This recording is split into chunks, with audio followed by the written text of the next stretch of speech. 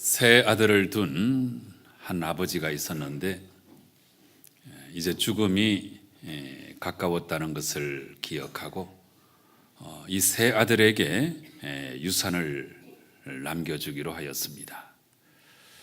그 유산은 말 17마리였는데 이제 세 자녀를 모아놓고 이렇게 유언을 남겼습니다. 큰아들은 장남이고 또 집안을 이끌어 가야 하니까 지금 있는 말에 2분의 1을 갖도록 하고, 둘째는 집안을 돌보지 않아도 되니까 3분의 1을 갖도록 하고, 셋째는 아직 어리고 후에 큰형이 도와줄 터인즉 9분의 1을 갖도록 하여라. 이렇게 유언을 남겼습니다. 이렇게 유언을 남긴 아버지가 세상을 떠나고 또 장례도 잘 마치고 이제 세 아들은 이 재산 분배에 대해서 논의하기 시작하였습니다.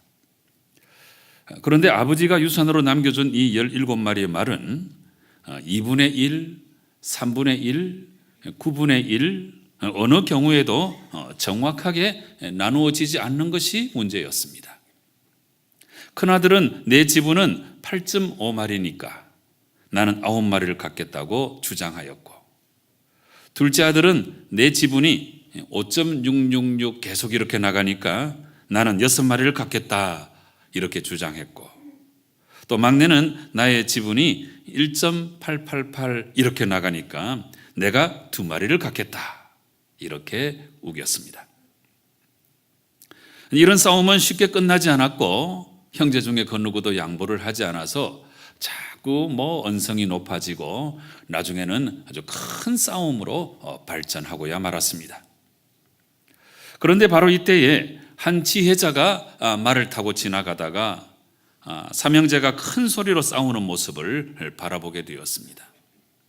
이 자초지종을 다 듣고 난 다음에 지혜자는 이렇게 말하였습니다.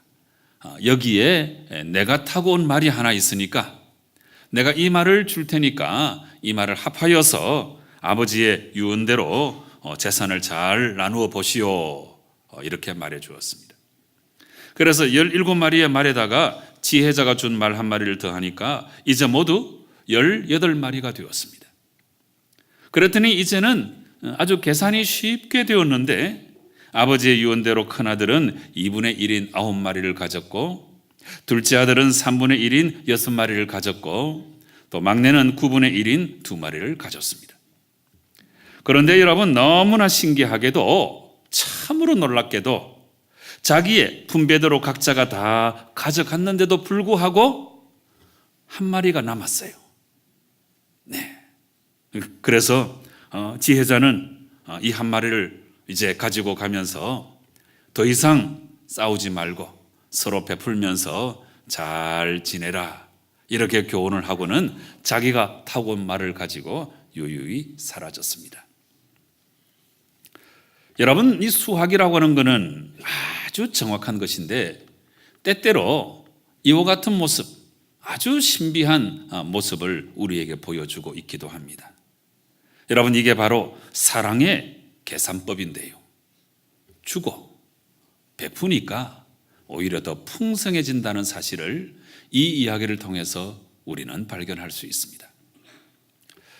여러분, 아주 오래된 복음 찬송 가운데 이런 가사의 노래가 있는 것을 기억하고 계십니까? 사랑은 참으로 버리는 것, 버리는 것. 사랑은 참으로 버리는 것, 더 가지지 않는 것. 이상하다 동전 한 입, 움켜잡으면 없어지고 쓰고 빌려주면 풍성해져 땅 위에 가득하네. 오, 사랑은 버리는 것.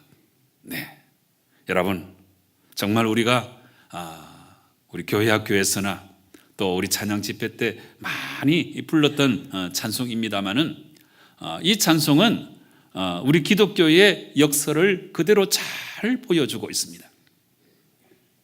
이에 대해서 성경도 아주 명확한 확정을 주고 계시는데 요한일서 3장 16절 이하에 이런 말씀이 있습니다. 그가 우리를 위하여 목숨을 버리셨으니 우리가 이로써 사랑을 알고 우리도 형제들을 위하여 목숨을 버리는 것이 마땅하니라. 누가 이 세상의 재물을 가지고 형제의 궁핍함을 보고도 도와줄 마음을 닫으면 하나님의 사랑이 어찌 그 속에 거하겠느냐. 자녀들아, 우리가 말과 혀로만 사랑하지 말고 행함과 진실함으로 사랑하자. 여러분, 너무나 귀한 말씀 아닙니까? 여기 분명히 나와 있습니다. 예수님이 우리를 위하여 목숨을 버리셨으니 이로써 우리가 사랑을 알았다는 것입니다. 이제 사랑을 알았으니까 형제를 위하여 우리도 목숨을 버리는 것이 마땅하다. 이렇게 권면하고 있습니다. 사랑하는 성도 여러분, 바로 이 말씀 앞에 오늘 여러분의 모습을 한번 잘 비추어 보시면 좋겠습니다. 예수님이 우리를 위하여 목숨을 버리신 그 사랑을 깨닫고 그 사랑의 모습대로 살아가는 사람이 그리스도인이고, 바로 이렇게 살아가는 것이 하나님께서 태초에 우리 인간을 만드신 그 원래의 계획이고, 이게 바로 오리지널 디자인이다 하는 사실을 우리가 잘 기억해야 합니다. 이게 기독교의 전부예요. 전부. 그런데 우리가 한평생을 살아가면서 이런 하나님의 원래 계획, 하나님의 오리지널 디자인을 깨닫지 못하고 그저 이기주의의 생각 속에 갇혀서 나 자신만을 위하여 살아간다면 이게 과연 우리 그리스도인의 삶일까? 한번 생각해 보셔야 하는 것입니다. 하나님의 원래 계획을 따라야 우리가 가장 행복한 삶을 살아갈 수 있는데, 그런데 나는 고작 자기 자신과 내 가정과 내 자식과 내가 사랑해야 될 사람만 사랑하고 내가 이 세상을 떠나가는 것은 아닌지 한번 깊이 생각해 보셔야 한다는 것입니다. 사랑하는 성도 여러분, 우리가 말씀을 실천하는 이 일에 있어서 가장 중요한 것이 이 사랑에 대한 하나님의 원래 계획, 이것을 우리가 분명 깨닫는 것이 너무너무 중요합니다. 이걸 알아야 정말 참된 그리스도인으로 살아갈 수 있고, 이것을 알아야 우리가 말씀을 잘 실천할 수 있는 것입니다. 10월 들어서 하나님의 사람이면 하나님의 무엇으로, 이런 제목으로 제가 설교 말씀을 전하고 있는데, 여러분, 우리가 하나님의 사람이면 하나님의 사랑으로 살아야 합니다. 왜냐하면 이 사랑이 하나님의 원래 계획, 하나님의 오리지널 디자인이기 때문에 그렇습니다. 이렇게 살아가야 우리가 가장 행복하고 가장 아름다운 공동체를 이룰 수 있는 것입니다. 여러분, 하나님은 오직 이 사랑의 원리를 가지고 모든 우주 만물을 창조하시고 또 다스리시고 특별히 우리 인간들의 생사화복을 다 주장하시는데, 제가 어젯밤에 곰곰이 생각해 보니까 이 사랑의 내용을 가지고 제가 10개 문장을 만들었는데 이게 바로 성경 전체를 관통하는 중요한 정신이다 하는 생각이 들었습니다. 여러분, 한번 들어보시기 바랍니다. 첫째로, 하나님은 우선 서로를 너무나 사랑한 나머지 사랑의 하나님이니까 삼위일체적으로 존재하시는 거예요. 두 번째, 하나님은 사랑으로 우주 만물을 만드셨습니다. 세 번째, 하나님은 사랑으로 이 우주 만물을 운행하시는 거예요. 네 번째, 하나님은 사랑으로 인간의 모든 생사화복을 주장하십니다. 다섯 번째로, 하나님은 사랑을 이기지 못하셔서 하늘 영광 버리시고 이 땅에 오신 거예요. 여섯 번째로, 하나님은 마침내 사랑 때문에 죄인들을 위하여 죽으셨습니다. 일곱 번째로, 그러므로 하나님은 곧 사랑이십니다. 여덟 번째로, 성경은 다름이 아니고 하나님의 사랑에 관한 기록입니다. 아홉 번째로, 그러므로 기독교는 다름이 아니라 바로 사랑의 종교입니다. 마지막 열 번째, 결국 모든 자연과 인간의 삶은 바로 이 하나님의 사랑으로 영위된다는 사실입니다. 여러분, 이것을 우리가 똑똑히 기억하고 정말 그리스도인답게 하나님의 사람이면 하나님의 사랑으로 살아야 하는 줄로 분명히 믿습니다. 그런데 여러분, 너무나 안타깝게도 이런 사랑의 본질을 깨닫지 못하고 인간은 결국 타락하게 되었고, 이로써 모든 사랑의 관계가 다 파괴되어 버리고 말았습니다. 여러분, 이 죄는 참 무서운 것입니다. 우리가 가지고 있는 이 아름다운 사랑의 관계가 이 죄가 들어오니까 여지없이 다 파괴되어 버리고 만 것입니다. 우리 사람이 가지는 관계가 모두 다 생각해 보면 네 가지 관계가 있습니다. 우선은 나와 하나님과의 관계가 있고, 두 번째는 나와 이웃의 관계가 있습니다. 그리고 세 번째는 나와 나 자신과의 관계가 있어요. 그리고 네 번째는 나와 자연 만물과의 관계가 있습니다. 그런데 이 죄가 인간 세상 안에 들어오니까 이 아름답던 네 가지의 관계가 여지없이 다 파괴되어 버리고 말았습니다. 죄는 정말 무서운 거예요. 여러분, 먼저 하나님과의 관계가 그렇게도 아름다운 교제의 관계였는데, 하나님은 인간을 하나님의 형상으로 만드시고 인간과 사랑의 교제를 갖기를 원하셨습니다. 그런데 죄를 짓고 나니까 아담이 하나님의 낯을 피하여 숨었습니다. 이것은 그 관계가 파괴되어 버렸다 하는 것을 말해주는 것입니다. 아담과 하와는 하나님 만드신 처음 가정의 처음 부부이죠. 네, 이 하와를 만들어서 하나님께서 아담에게로 이끌어 오실 때 아담이 이런 탄성을 질렀습니다. 이는 내 뼈 중에 뼈요 살 중에 살이로다. 네. 이랬던 아담이 죄를 짓고 나서는 그 죄를 자기 아내에게 전가시킨 거예요. 하나님께서 내게 주셔서 함께 하게 하신 저 여자 때문에 내가 죄를 지었다는 거예요. 정말 지지리도 못난 남편이죠. 죄가 들어오니까 그 사랑의 관계가 이렇게 파괴돼 버린 거예요. 셋째로, 인간은 타락 전에는 자기 자신이 벌거벗은 것을 부끄러워하지 않았습니다. 여러분, 이것은 완전한 통합된 인격의 상태를 말해주는 것입니다. 그런데 죄가 들어오니까 죄를 짓고 나서 자기 자신이 벌거벗은 것을 부끄러워하게 됐지. 자기 자신이 분리된 거예요. 인류 최초의 정신분열증이 여기에 나와 있어요. 여러분, 죄가 들어오니까 자기 자신도 진정한 의미에서 사랑하지 못하는 그런 존재가 되고 만 것입니다. 자기 스스로와의 분리. 넷째로, 죄를 지은 후에는 자연도 인간의 죄로 말미암아 저주를 받게 되었고, 이 노동이 죄의 대가로 확대되었습니다. 그래서 땅은 저주를 받아서 아담이 이마에 땀을 흘려야만 비로소 소산물을 내어주는 그런 관계가 되고 말았습니다. 어떻습니까, 여러분? 죄를 짓기 전에는 인간이 가지는 이 네 가지 관계가 그토록 아름다웠던 사랑의 관계였는데, 죄가 들어오니까 이 사랑의 관계가 하나도 남김없이 여지없이 다 파괴되어 버리고 만 것입니다. 여러분, 이렇게 본다면 이 죄라고 하는 것이 얼마나 무서운가 하는 것을 우리가 잘 알아두어야 하는 것입니다.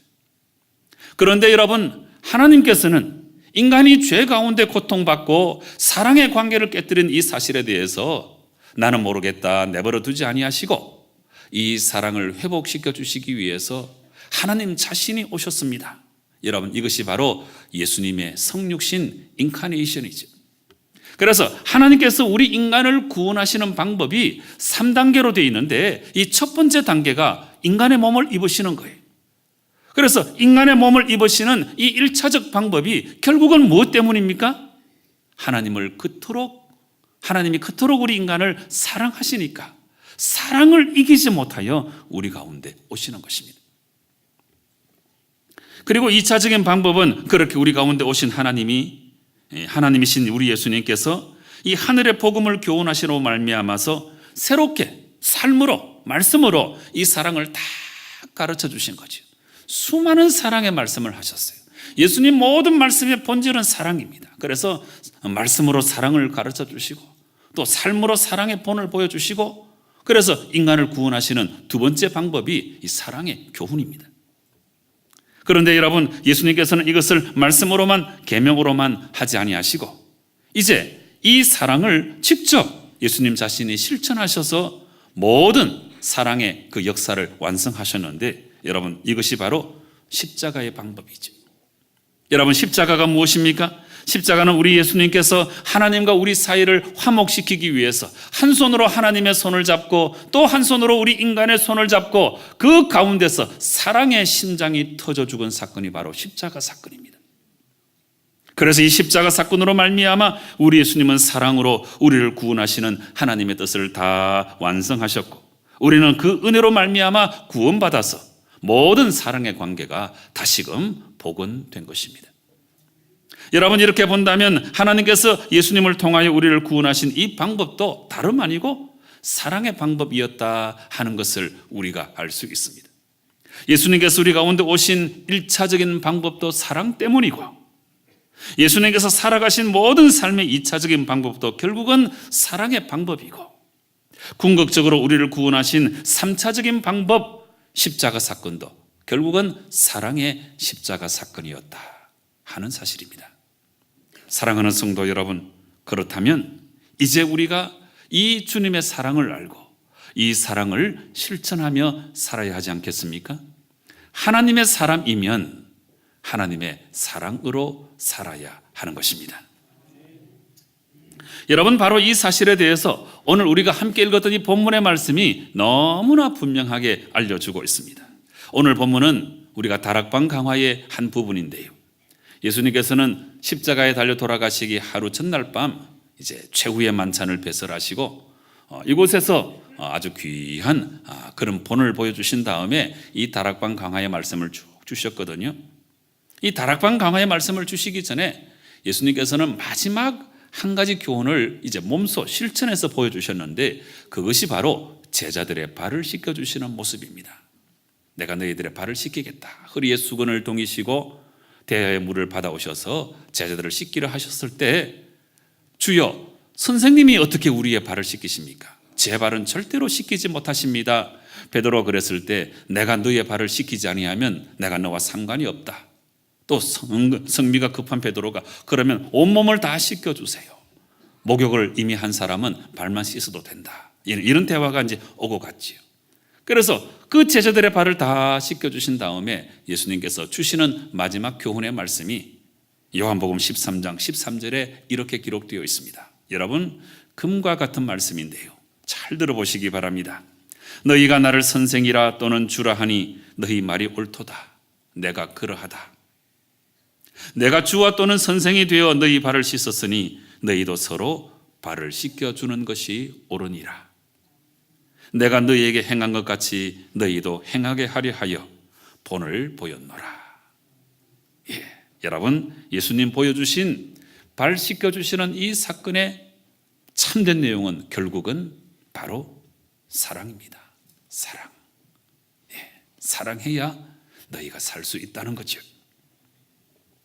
이렇게 사랑의 교훈을 마치신 다음에 이제 예수님께서는 본격적으로 다락방 강화의 말씀을 주시는데요, 그런데 놀랍게도 오늘 우리가 함께 읽었던 이 본문의 말씀이 다락방 강화의 첫 번째 말씀이에요. 다락방 강화는 이제 내일이면 십자가에 달려 돌아가시는 주님께서 사랑하는 제자들에게 마지막으로 주신 유언과도 같은 말씀이죠. 이제 이 말씀이 요한복음 17장까지 계속 이어지는데 적지 않은 분량입니다. 마지막 유언처럼 주시는 말씀, 그 말씀의 첫 번 말씀이 오늘 본문의 말씀이에요. 그래서 31절부터 33절까지 말씀은 이제 내일 있게 될 십자가의 죽음을 예고하신 내용이고, 그리고 이어서 예수님은 다락방 강화에 첫 말씀을 주시는데 그 내용이 34절과 35절 말씀입니다. 너무너무 귀한 말씀이니까 여러분, 우리 정신 똑바로 차리고 우리 함께 한번 읽어보시겠습니다. 34절과 35절 말씀 시작. 새 계명을 너희에게 주노니 서로 사랑하라. 내가 너희를 사랑한 것 같이 너희도 서로 사랑하라. 너희가 서로 사랑하면 이로써 모든 사람이 너희가 내 제자인 줄 알리라. 아멘. 놀라운 말씀이죠. 다락방 강화의 첫 말씀도 사랑하라는 말씀이에요. 이렇게 보니까 이 다락방 강화의 전체 말씀도 다 사랑에 관한 말씀이에요. 여러분, 14장 21절 말씀으로 넘어가 보세요. 나의 계명을 지키는 자라야 나를 사랑하는 자니 나를 사랑하는 자는 내 아버지께 사랑을 받을 것이요 나도 그를 사랑하여 그에게 나를 나타내리라. 하나님과 아름다운 사랑의 관계를 날마다 이루어 나가자 하는 말씀이고, 15장 10절 말씀으로 넘어가 봅니다. 내가 아버지의 계명을 지켜 그의 사랑 안에 거하는 것 같이 너희도 내 계명을 지키면 내 사랑 안에 거하리라. 내가 이것을 너희에게 이름은 내 기쁨이 너희 안에 있어 너희 기쁨을 충만하게 하려 함이라. 12절 말씀 너무 중요한데요. 우리 함께 읽어볼까요? 12절 말씀 시작. 내 계명은 곧 내가 너희를 사랑한 것 같이 너희도 서로 사랑하라 하는 이것이니라. 아멘. 여러분, 이제 결론이 났습니다. 하나님이 천지 만물을 만드신 것도 사랑으로 만드셨고, 사랑으로 다 운행하고 계시고, 사랑으로 인간을 주장하여 주시고, 인간이 타락했을 때 또 사랑의 방법으로 우리를 구원해내시고, 사랑 때문에 오신 것이고, 사랑 때문에 공생의 삶을 살아가신 것이고, 사랑 때문에 십자가까지 져주신 거예요. 그러므로 하나님이 타락한 우리 인간을 구원하시는 방법도 사랑이고, 예수님께서 마지막 십자가에 달려 돌아가시기 하루 전날 밤 주신 유언처럼 주시는 말씀의 첫 말씀도 사랑이고, 다락방 강하에 도도히 흐르는 정신도 사랑이에요. 이런데도 사랑 안 하시겠습니까? 우리 기독교 전체를 관통하는 정신이 바로 사랑이죠. 우리가 이 사랑을 깨닫고 사랑하며 살다가 마지막 순간에 하나님 나라에 들어가게 되겠죠. 하나님 나라에 들어가서 하나님 나라에 우리 무엇하며 살까요? 사랑하며 사는 거예요. 어떤 사람이 꿈을 꿨는데 먼저 지옥을 관람하게 됐어요.